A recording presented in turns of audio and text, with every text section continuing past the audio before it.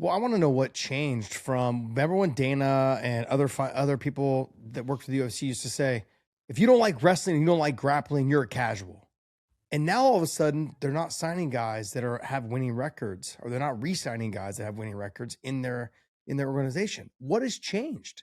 I mean, now, I mean, like, you would think they're trying to hold on to every fighter that they could, because they have to deliver the goods on this CBS. They're doing 52 shows. I think what total was like, I don't know, it's some ridiculous amount of shows every year between Dana White Contender Series, the Apex So shows, and 30 fight nights total, and then 13 numbered events. So 43, but that doesn't include Contender Series. That doesn't include Road to Asia. That doesn't, or Road to UFC. That doesn't include any of the other stuff. that's a ton of fights. You would think they'd be trying to keep every fighter they possibly could, because like I've told this story a bunch of times. Joe Silva, after I was supposed to fight Anthony Pettis, and he said he was injured. Okay, I said, okay, give me anybody in the top 5. He's like, here's the list, Josh. See all the guys with the red next to their name? They're unavailable. They're either matched up, or they're hurt, they're injured, surgery, married, doing something. He's like, there's no one. There was no one in the top 15. Luckily, Benson, who was getting married, said, I'll take the fight before I get married. I said, sign, I'll do it. Yeah. Like that's where we live right now, is people don't realize how difficult it is for them to match make, because certain fighters won't take fights. Certain fighters are injured, or they're saying they're injured because they needed whatever, they need a vacation or a break, whatever it is. And certain fighters just want to only fight the best guys. But if you're the UFC, how can you say your fighters the best fight the best when you're letting go of guys that are undefeated in your organization? Like, it's a very hard. You're not signing. This is what bothered me, because this is what bothered me. It's like, look, man, if the choice was, and I was not a fighter, so obviously, every fighter is going to have their own opinion, and maybe yours is the same, maybe it's not. But in terms of just my experience watching what works and what doesn't in MMA from afar, the matchmaker model, right? An organization that runs on a matchmaker model versus a tournament model, it's much better to have a matchmaker model. They need some ability to be flexible to make the job of a promoter, as far as I understand it, is to put on fights that people want to pay money to see.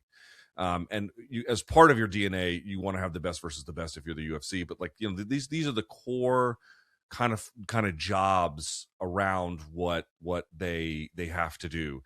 In terms of getting rid of the talent like that, getting rid of a guy like Renat Fakretdinov, who was, as indicated, 6-0-1, it's very jarring to watch, because you're like, well, I remember back in the UFC, and you'll remember this too. Remember, there was a time when, if you lost 3 times, they just cut you. Cut you. And now they actually don't do that. They might let you lose a bunch and then still keep you. But then the weird part is you can literally not lose, and that's also not enough. To me, that's the part that has changed, where they're a little bit more lenient depending on who you are with the losses. But if for whatever reason the wins are not, I don't know, spectacular enough, or again, you don't speak English, or you're a top control position guy, dude, that is not a ticket to anything. Yeah. That is just, it doesn't do you any good. It's a different ball game as a consequence. So I'm not here recommending, oh, it's okay to lose. I don't think that's a good thing either. But there's a little bit more longevity, it appears, in that kind of an approach versus what it used to be. Well, I guess to kind of push this on, though, is how does the UFC go about taking this to the next level when they're doing things like this? Like, I get having exciting fights. Okay, they're trying to reinvent, they're trying to recreate the Conor McGregor, the Ronda Rousey era. That was their peak era. The John Jones and Daniel Cormier, that was their peak era. I really believe, when Strikeforce came over and they absorbed all these world-class fighters and they were able to get it to work. How can they get this now to the next level, though, with the Paramount and CBS deal, when they're cutting guys that are basically, like you said, 6-0-1, and fighters like Arman are not getting their title shot, knowing that he's the clear-cut number 1 contender? I mean, there's reason to be mad at him, sure, but he's paid his dues. He came in as a backup. He's won a fight. He looked very dominant against Dan Hooker. He was told that was the number 1 contender spot. That person will fight, and then he got sidestepped. And I'm not taking a dig at all at Gaethje or Patty. I'm all for it. I'm looking forward to seeing that fight. But I still feel like Arman should have gotten the title shot. How do you sell to the public And the hardcore is that like, okay, we're trying to get it to the next level, but then you do things like this. So dude, I'm so glad you brought this up because the Arman situation drives me crazy. Yeah. Now, I agree. I don't know if it was a weight cut, back injury, too related, whatever. Let's just say he acted in some kind of way that wasn't in keeping with a top level professional at a key moment. It was the first pay-per-view of that year. And we can remember they're renegotiating for a new deal at that point. He didn't do him any favors. He didn't do himself any favors. Fair enough. Okay. Here's what drives me crazy. Number one, they actually won't even tell you he's in trouble. When you ask Dana White about it, what he says is, no, we're cool. There's nothing wrong. He knows what he did. What does that mean? That doesn't mean anything. More to the point, you'll be like, okay, well, all right, let's say he did do something wrong. What is the punishment? But then they won't even admit there's a punishment. But yet, they also won't acknowledge that he's like by a million miles the number one contender. I mean, what he did, Dan Hooker is not a scrub, and Arman made him look like one. I mean, that's crazy that he was able to do that. He's a fucking physical freak. Yeah. Like, and by the way, speaks English. Like, this is a thing that you can, and there's a huge Armenian population in California, which I'm sure you know as well. Absolutely. Like, there's stuff you can do with this. And then they're sitting him on the shelf. It's like they won't commit he's in trouble, but they won't commit to his future. They won't commit to what matchmaking he has, but he does have the number one ranking contender. Like, none of it makes sense at all. And what drives me nuts is that I was there for that congressional testimony when the UFC representatives are telling Congress, hey, listen, this is a place where the best fight the best. And I wanted to be like, well, objection, because sometimes that's true, but right now it literally is not. And I'm with you. Patty versus Gaethje, whatever else you want to say about the fight, just those two guys fighting, sick fight. Love it. Yep. No problem with it. It's a great fight. I'm okay with it. It's just when Arman is sitting out there, this is a thing. But I would say this is one of my, and again, this is like a back of my mind concern because I think it's just too early to tell.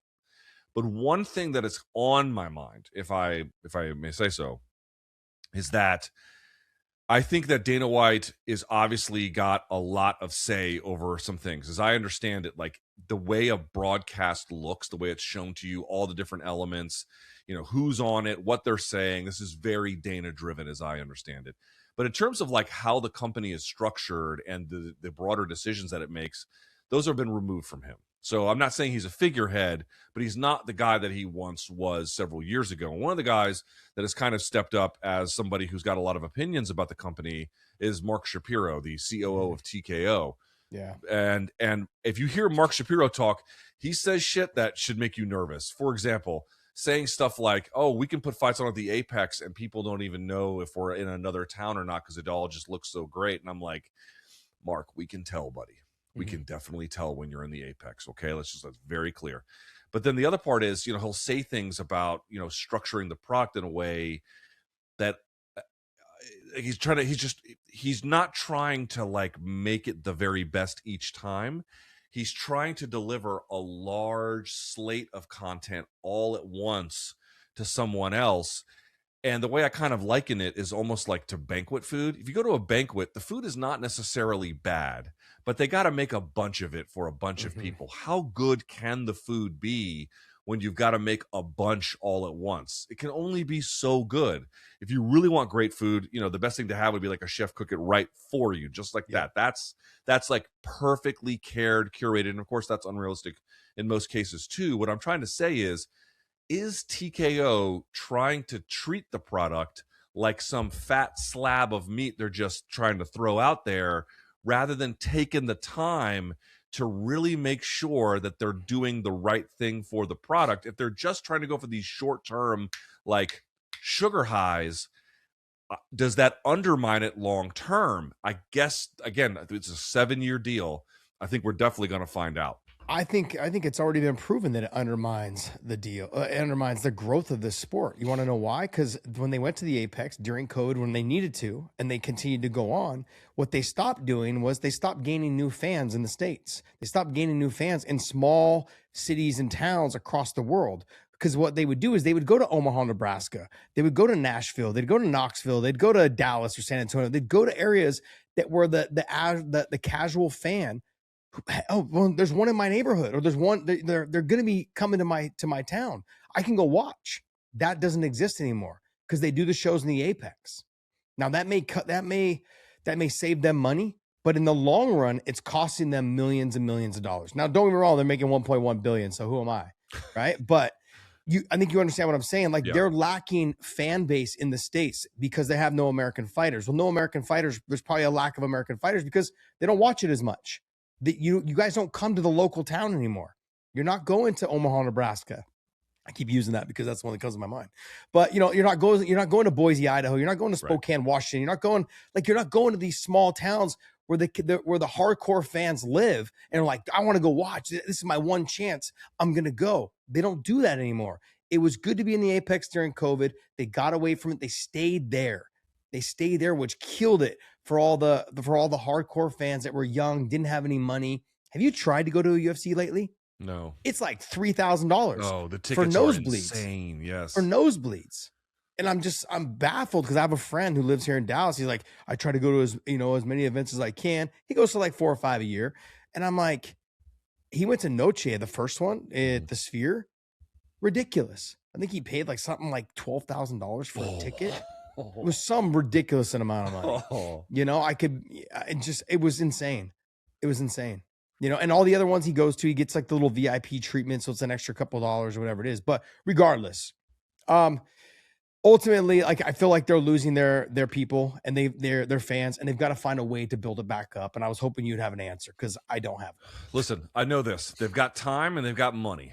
And you can't say that they don't know how to build an MMA brand because they do. The only thing I'm worried about is the TKO, to your point. Hey, could we make tickets cheaper and make it for hardcore fans? We could. Yeah. We wouldn't make as much money doing that. Could we take a card to Omaha instead of, Las Vegas or, we could, but then we'd make less money. And I feel like there's a little bit, just too much of that happening around the product. But, maybe this cushion from Paramount will switch up some of their priorities. We'll see.